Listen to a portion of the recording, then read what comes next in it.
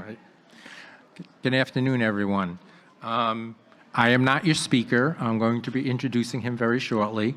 My name is Fred Surrey. I am a parent-patient advocate. I have had two daughters that suffered from Batten disease, and I was their parent-patient advocate from when they were diagnosed in 1998 until they passed away. After they passed away, my advocacy did not end.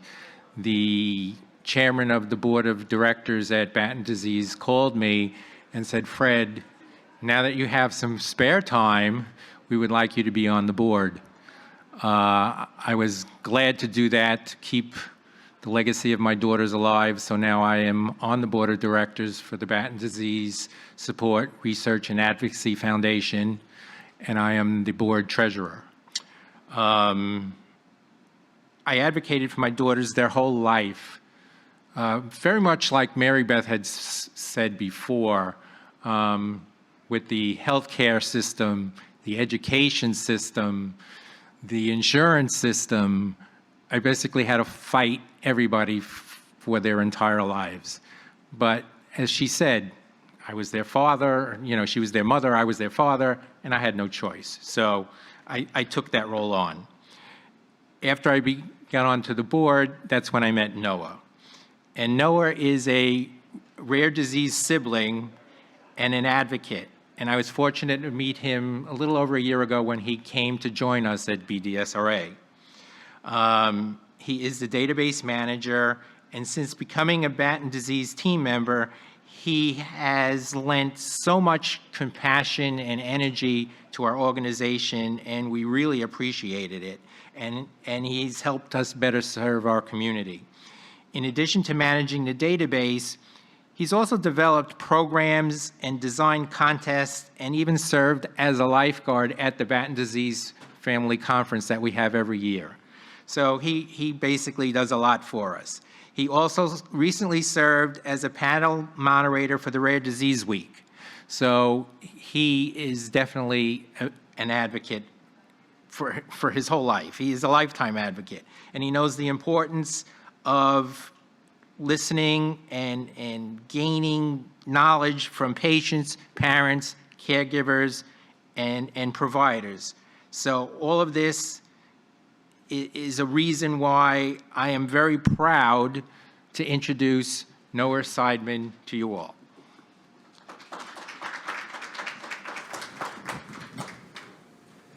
All right. Thank you so much, Mr. Surrey, for the generous introduction, and thank you to the folks at NewYorkBIO for giving me the opportunity to speak.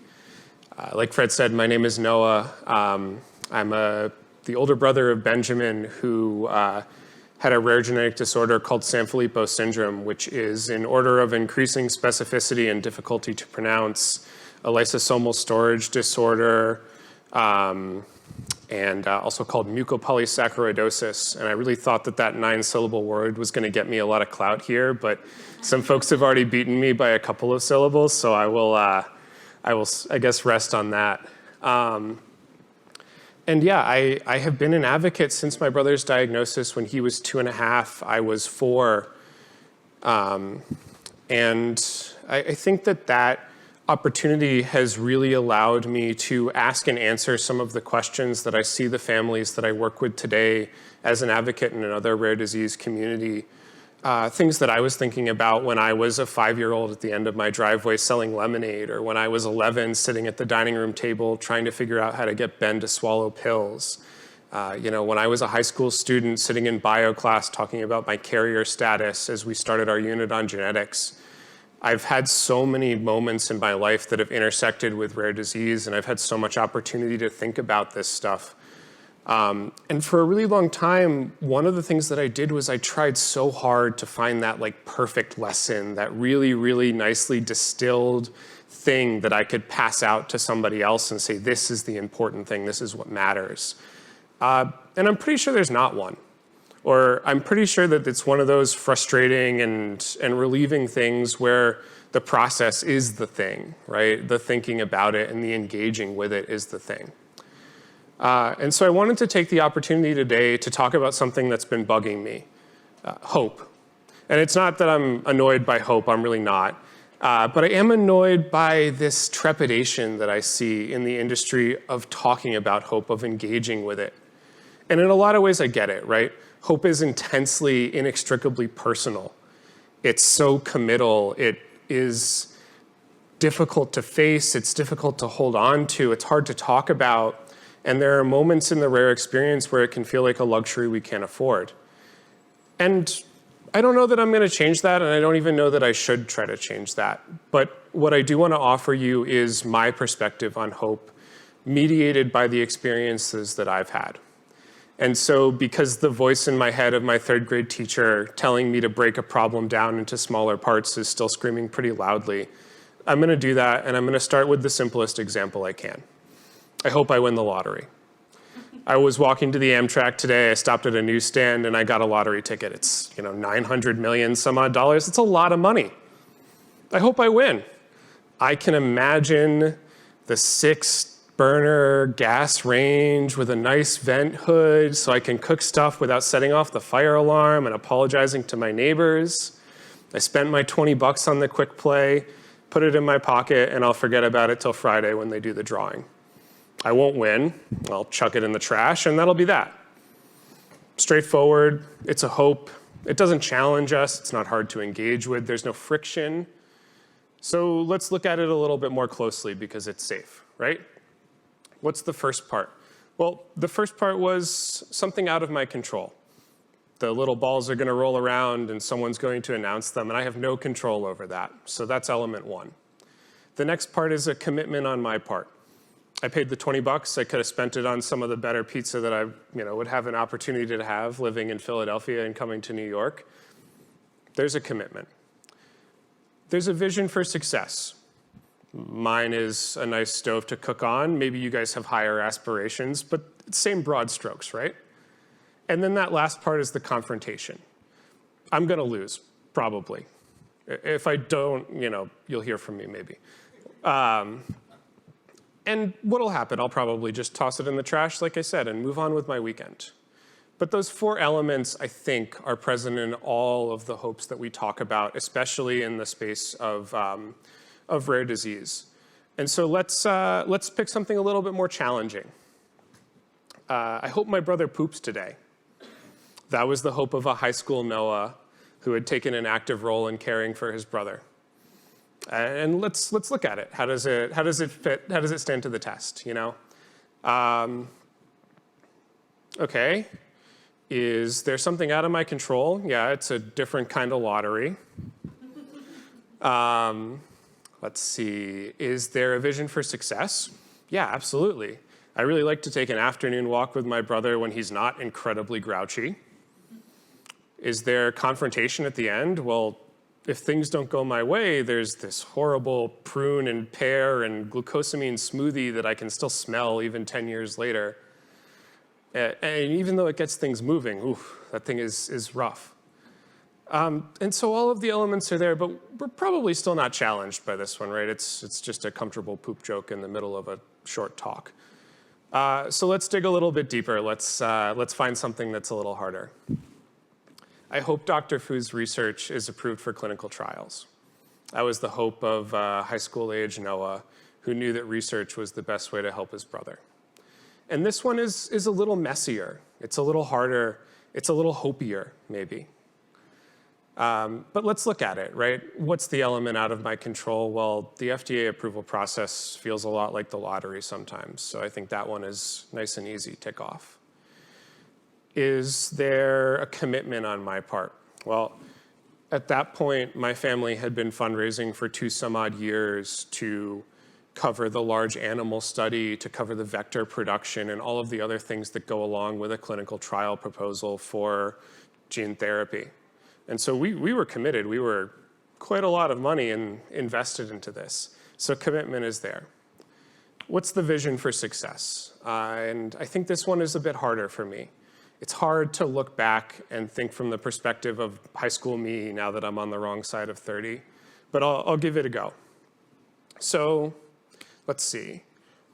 I knew at that point that even if everything worked out, even if my hopes were realized, it was going to be too late for my brother. And so I don't think that was what I was hoping for. Was I hoping that no other siblings would have to experience what I experienced, to go through the struggles that I did, and to see their sibling deteriorate like I was? That could have been it. Was I hoping that I wouldn't have to fear for my future and what my carrier status meant to me and my relationships moving forward? That one might be it too. I'll be honest, I don't know. And while I think it is important to look into, it's not the point that I'm driving at here. So what's the next part? Confrontation. This is where it gets a little weird. It worked. The trial got approved. 2 cohorts were dosed, and now 15 years later, the results are in. No miracle cure, but no flop. Just good science. And I think that there's a moment where we say, well, is success still confrontation? If a hope realized is the result, is there still that element of having to wrestle with something that's challenging? And I think the answer is yes. I think that no matter what, when we set a hope, we set an expectation. We imagine what the world is going to be like on the other side of that horizon.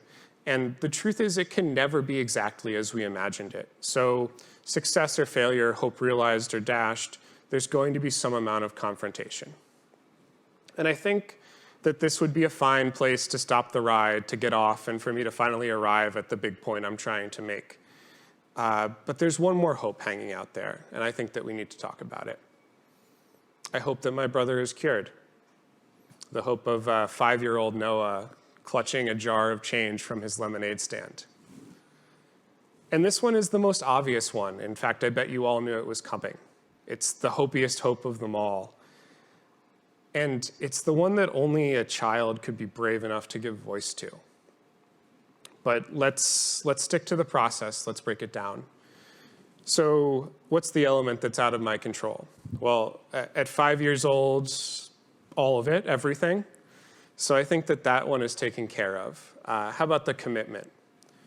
Well, my jar of $6.50 in small change probably takes care of the commitment for me. That was about all that I could bully my neighbors out of in exchange for a warm cup of lemonade. And so we arrive at the confrontation. Yeah, I think that most of my life was confrontation.